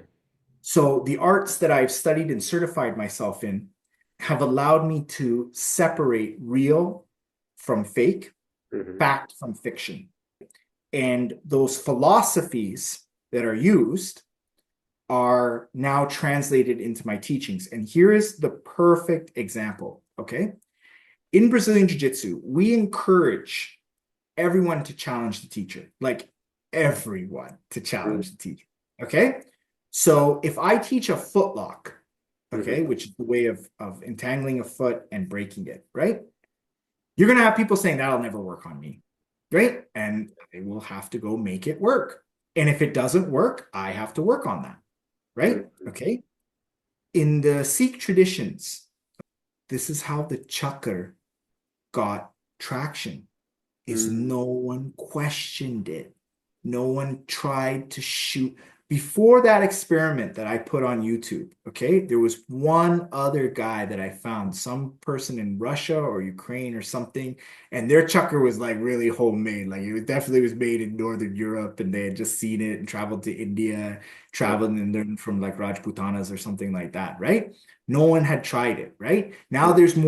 there's more conversations that are happening on YouTube where people are like experimenting with the chucker and etc., right? And this is what we need to see. We only have 3 videos documenting this.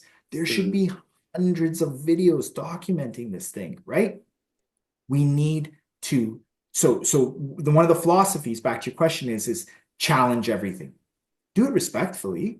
right? But challenge everything. Don't hear that Baba Ji Singh Sahib so and so killed 5,000 men with one var from his sword. Like, no, don't. Mhm. That did not happen, right? Like, I'm Uh, not saying challenge the hukam of Guru, right? mm. So some of the Sakis, they're fairly like over the top. Let's be honest, right? Like we haven't seen that, right? Again, from another human being. I'm not saying that, but what I'm saying is that like, oh, you see this VAR? I'm like, how many heads have you cut off to know that? Like, how do you know that exactly? So when I teach you Mm. that this will break someone's arm, do you know how many arms I've broken, Harmon? Like I've broken a lot of arms, unintentionally and intentionally. When I say this, I never ever will tell you this choke will kill somebody because I've never killed anyone. But if Mm. I say this choke will put you unconscious, is because yes, I have like sent many people like unconscious, right? Including myself. I've been put unconscious. So you gotta challenge, you gotta use the philosophies of other arts to start making Sikh martial arts more credible. And that's what I will say, right? Like you know, I don't know how to make a good analogy with this, right?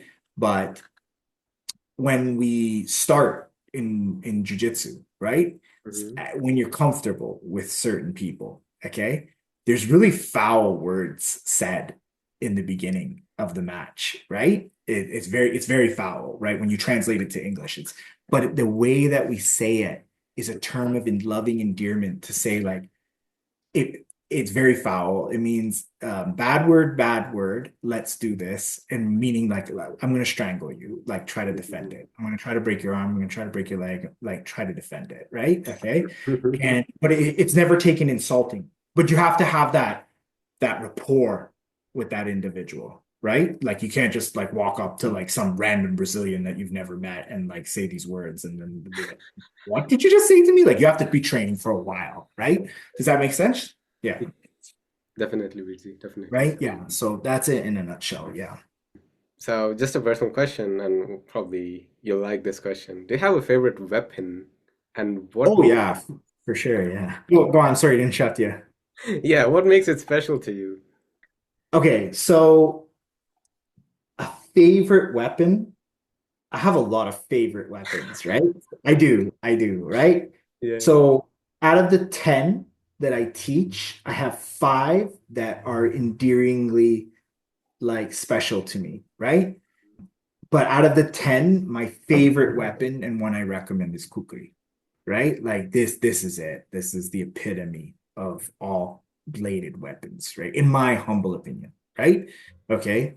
Um, there are like currently, like I mean, you can't anything that's lost to antiquity, like 2,000 years ago from an ancient army in Egypt and Greece, like okay, like that doesn't exist anymore, right? And Hmm. but there are five weapons or five bladed weapons that were used by military personnel over the ages and the kukri being one of them.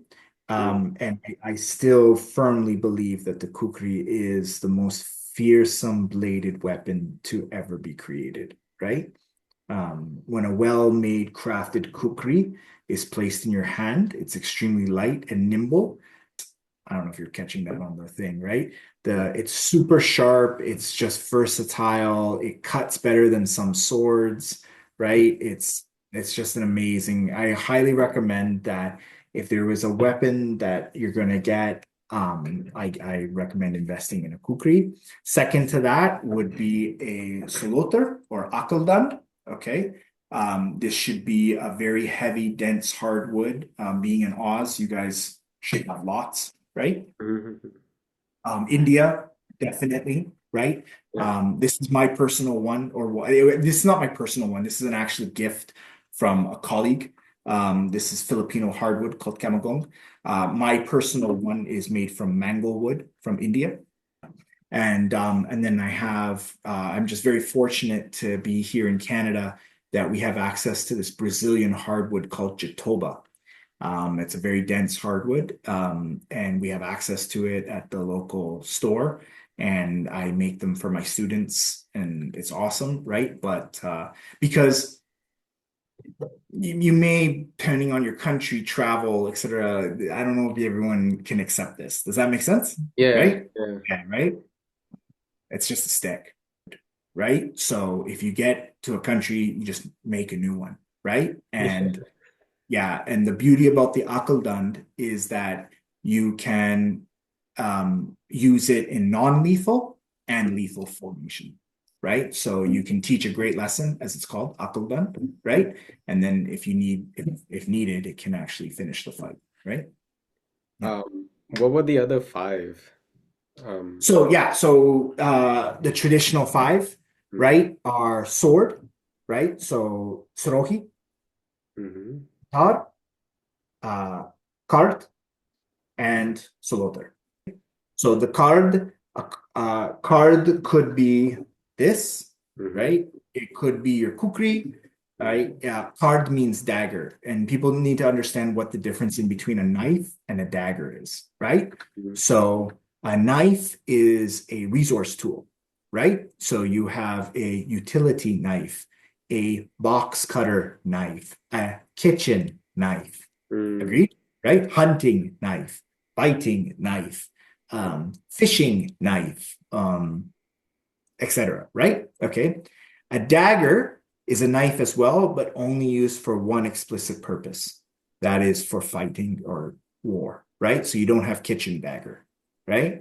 You don't, right? Yeah, you don't have, carpenter's dagger, right? You don't have tradesman dagger, right? It's fighting dagger, right? Chardik Lavirji, thank you for providing us with that insight, and I love seeing the fact that you made your own saluttar as well. Um, yeah, I may be looking forward to getting that done for myself as well. Definitely, like just get the basic tools, right? Get a good camping knife. You should be able to find that in your local stores or online and get it shipped into your country. Get a hatchet, right? And get a good file, a Shinto rasp, and you're good, man. That's all you need, guy. You can make a lot of different cool weapons with those three things. Yeah, Virji, Chardikla. Under just while you're training and you're like pressure tested, right? You utilize the term. How do you keep your cool? You lose it. You lose it a lot. Mm, Right? I remember the first time I ever went to school at the Gurdwara to learn Benti or Ura Era Iri Sahaha Kaka, mhm, above the principal's door, there was this saying. It was in Punjabi and in English, and it was one of the most impactful things. It said, "Your temper is very valuable. Make sure you never lose it." Right? So, you're gonna lose your temper. You're gonna lose control, right? And like, because you're fighting, right? Like someone's trying to do something horrible to you, right? That's like really unnatural, and it's not gonna feel good. And you just become more and more. The more, so what real fighting teaches you is to become comfortable in uncomfortable positions. comfortable and Yeah. uncomfortable. That's well. Uncomfortable positions. Yeah. I don't know that. That's not that's definitely not my quote or anything like that. I think that was one of the Machado brothers or one of the Gracies that said that, right? Mhm. Um, but yeah, and you're gonna lose it. Like my coach is one of the nicest, sweetest, kindest men. And one day he lost it on me, and I was like, right? And then like right afterwards, he came up, he's like, "I'm so sorry, it just got hot." And I was like, "Yeah, totally." Like I didn't even say I was so shocked, right? Like it happens. It's gonna happen. And just you're supposed to do it less and less and less and less and less, right? And I think that kind of like translates to Sikhi, Mhm. like Panch Chor. Yeah. Yeah, right. Through, the Panch Chor are always present in most people, Mhm. right? Okay. But through the act of Sikhi, right, the recitation of Gurbani and Seva, you are supposed to let those chores steal less and less and less every day. Agreed? Right? Yeah, Mhm. right. And I guess that's the closest analogy that I can set towards it. That when you pressure test, yeah, it's going to get hot. Just let it go, and don't take and like you're going to lose it, and then you're going to experience it, right? So I'm going to get snapped on, right? Mhm. Don't take it personal. It just let it go, right? Be mature. Say I'm sorry. Like once the crowd releases, right? Say I'm really sorry, right? And then move on. Chardik Lavirji. And I've just got one last question for you. Um, Sure. what message would you like to give to the Sikh community and younger generations about preserving and embracing martial traditions? As serious as you take your Nityanim, take your Abhyas Kasrat Shastar as serious. That is my overall message. Make the scale balance again. So the Nityanam Bani, the Panch Banis that you do, I've had many conversations with modern, like Western educated Nihangs, right? Mm. If you go through it at a quick pace, how long does it take you? Probably 45 to 50 minutes, depends. Yo, you're right on. Everyone is on 45 minutes, right? Okay. So let's go through.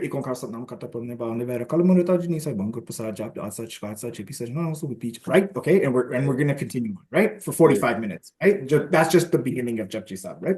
yeah. Okay. If you invested 30 minutes a day in trading, okay, Yeah. right? You will become like a human weapon in Mm. 5 years. Like I can't tell you like how serious you will get, right? And it's just you're gonna do your nitnam, do your abhyas, right? And TED Talks just initially put out something that if you spend 18 minutes every day in your art, practicing and perfecting your art in a certain amount of time, I can't remember what it was a year or something like that, you will be better than 99% of the people and 80% of those right? So like the numbers are like astonishing, right? And my overall message is just please train. Um, please put out content. Don't go gooped, right? Share. There's always going to be people who are going to cheer you on and say you're amazing. There's always going to be people who will say you're the worst thing in the world. Don't be afraid of those people, Mhm. right? Just continue to promote it and let's learn from each other. Let's discuss. Let's engage in pressure tested combat. There's no winners, there's no losers. There's just everybody getting better. That's all it is, right? Ji Veer ji. Right? Yeah. Don't keep anything closed doors. Be very open and friendly, right? Just as Langar is open to all, make your knowledge of martial arts open to all. Amazing, Virji. Thank you Yeah. so much for your invaluable insights Thank you on for having me. martial arts, on Sikhi, on our tradition. We just love to see you practicing this and dedicating your whole life to this. It's just remarkable and also inspiring. Thank you for joining us today and giving your time and sharing your experiences with us. Thank you so much for having me today. It was an honor to be here. I feel very privileged and thank you for inviting me. And it was a wonderful experience. ਚੜ੍ਹਦੀ ਕਲਾ ਵੀਰ ਜੀ, thank you. Waheguru ji ਕਾ Okay. Khalsa, Waheguru ji ਕੀ Awesome. Waheguru ji ਕੀ ਫਤਿਹ।